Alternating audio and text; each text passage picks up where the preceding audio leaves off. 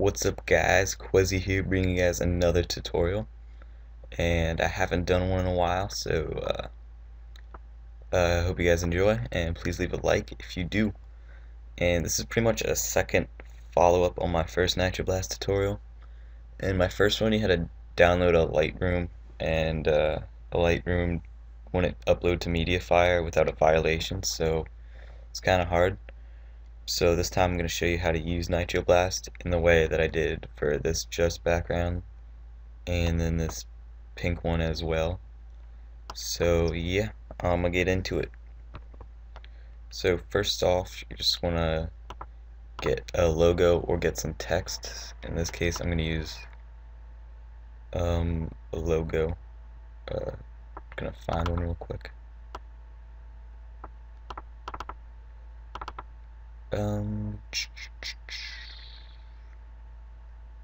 Phase. Alright.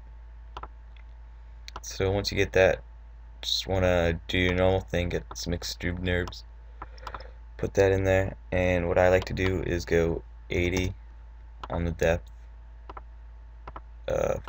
fillet cap, and to 1.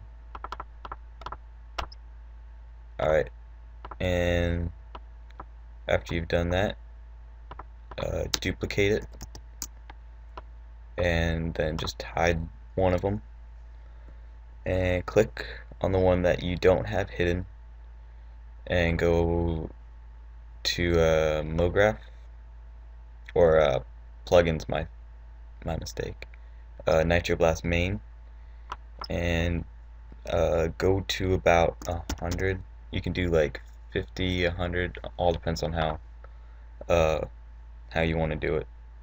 Actually, I'm gonna go to about 80. Make the thickness 5% and quality on high, and then fracture.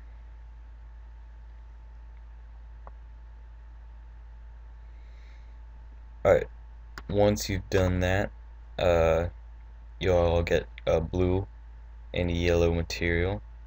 Just want to click on one of them, right click on the material and go to Object Soft Shadow.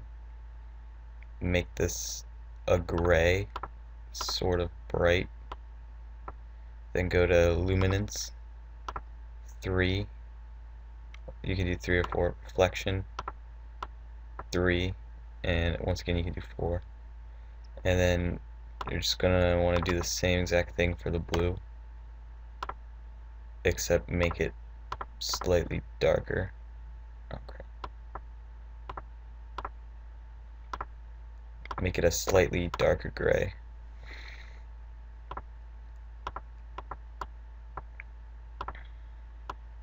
Alright.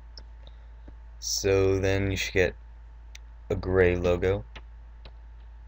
What you're going to want to do is go into your Nitroblasted text, go to Dynamic, and you should see all these pieces. What you're going to want to do is go to MoGraph, Fracture, and get all these pieces and put them in the fracture. And if you have multiple Nitroblasted extrude NURBS or letters for text, you just want to drag them all into the same fracture, and then you can delete the Nitroblast folder. Then what you're going to want to do is click on fracture, go to MoGraph, Effector, Random, and then you're going to want to bring it down to about 7 or 8. I'm going to go to 7. And then what you're going to want to do is go back to your extrude NURBS that you had hidden, and you just want to make that visible again. Duplicate it, hide one of them, go up to Atom Array, and the one that is not hidden you want to drag into the Atom Array. Then what you're going to want to do is select the Atom Array and go to about 0.7 sphere radius, and you should get a nice border around. And then you're going to want to get to like a lava or glowy material. In this case I'm going to use purple lava texture from Droids 1.0 pack. When you drag on the material, make sure you click on it go to projection, go to cubic, and then when you render it out, you should get a slight purple glow around. I don't have object glow on, so you can't really see it, but it's there. Okay, so now after you do that, you want to get this extrude node that you have hidden, and you're going to want to click on it and go to fillet cap and put the radius at 0, and then fill it with the same lava or glowy texture, cubic, and then you just want to bring this back a bit, so something like that. Okay, and after you've done that, you're going to want to go back to your fracture, duplicate it, go back to your atom array, get one of those, drag the duplicated fracture into the atom array, select your atom array, and go to 0.1 sphere radius. After you've done that, you're going to want to create a new material, double click on it, and make it an object soft shadow. You're going to want to make the color black, and do the same thing we did on the gray textures, and then you're going to want to drag that in to the atom array, and then you get a slight blackness around each individual piece of the fracture, which you don't really have to do, but I do it so it kind of makes it stand out a bit more. Just personal preference. You can also do that in a lava-y glow if you want to, but I don't like to. Alright, so after you did that, you want to go back to the original fracture, duplicate that again, and then drag it back a bit behind the logo, if not like in the middle of it, and then make sure you have that fracture selected. Go to MoGraph Effector Random, and as you can see, you'll get this exploding effect. What I like to do, if in this case it doesn't expand too much, make another random effector and just kind of bring it down a bit.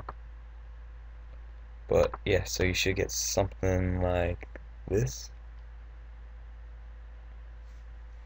So yep, but we're still not done.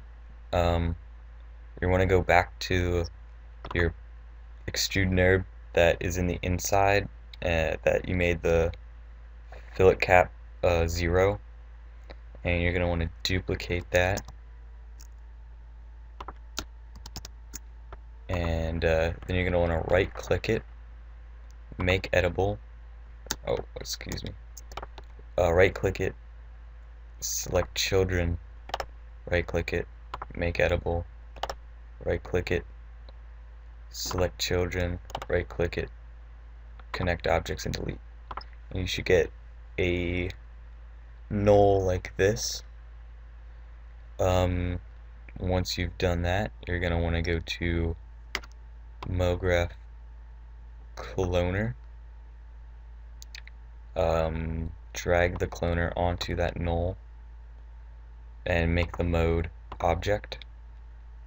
Then you can get really any shape you want, it doesn't really matter. I usually like to do the logo, which you can do. You can just bring in another logo, make it small, and do it, but I kind of like doing the platonic thingy, which it kind of looks really cool. And you're just gonna make that really small and drag it onto your cloner. Select the cloner, drag on your lava texture. Once again, set it to cubic. Select your cloner, go to MoGraph Effector Random, and then bring down the strength. And you can select the cloner and make it volume or surface, and then bring the random up, give it another like type of effect. Just personal preference really there. Kind of like this. So yep. And once you've done all that, you are pretty much approaching the end. But there's one last thing you want to do, and this really depends on your Lightroom.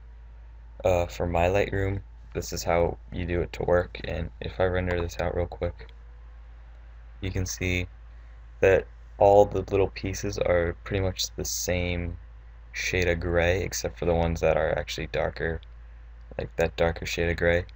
But usually when I do this, they're all the same gray, same boring gray. So what I like to do is select all, like everything we've done except the lights and the camera, and group the objects.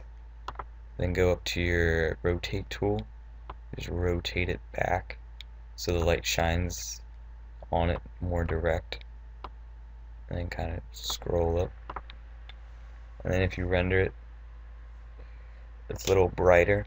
And then once you add your color correction stuff, it'll stand out more, but you'll have the pieces that are further back will look darker, and it'll give it an overall really good clean look. And yeah, so that's about it. Hope you guys enjoy this tutorial. Please like and subscribe, and peace.